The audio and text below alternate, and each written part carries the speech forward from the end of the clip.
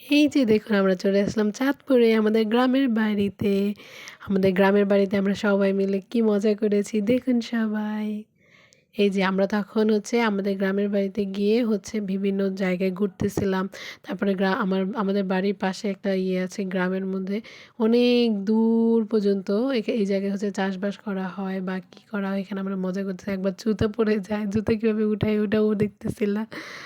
আল্লাহ! তারপরে হচ্ছে আমাদের হচ্ছে এই যে এই জায়গাগুলাতে হচ্ছে আমরা একটু ঘুরে, ঘুরে মজা করতেছিলাম। অনেক ফাঁকা জায়গা এগুলো তো মানে ঢাকা শহরে পাওয়া যায় না। তো এই জায়গাগুলো দেখলে এত ভাল লাগে, মন যেন জুড়িয়ে যায় একদম। হ্যাঁ, এই যে আমরা একটু ঢং করতেছিলাম।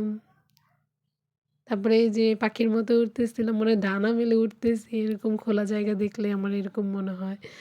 তারপরে একটু চুল-টুল ঠিক করলাম, কেমন লাগতেছে। অনেক বাতাস ছিল, ভালোই লাগতেছিল শীতের মধ্যে দিয়ে একটু ঠান্ডা বাতাস, গায়ে রোদ মাখা, রোদও ছিল, হালকা মিষ্টি রোদ ছিল।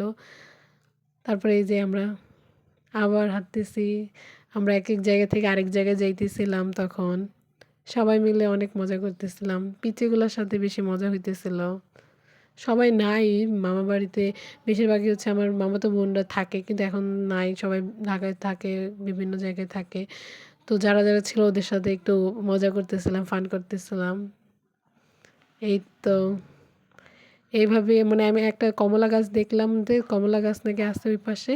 ওখানে গেলাম আমরা সবাই। সবাই সবাই মিলে তখন আমরা কমলা চুরি করার জন্য যাইতেছিলাম। এই যে দেখুন আমরা কীভাবে যাই, এই যে সবাই এখানে দাঁড়ায় ছিল। কমলা নিতেছিল একটা, একটা করে। তারপরে হচ্ছে আমিও একটা কমলা নিছিলাম।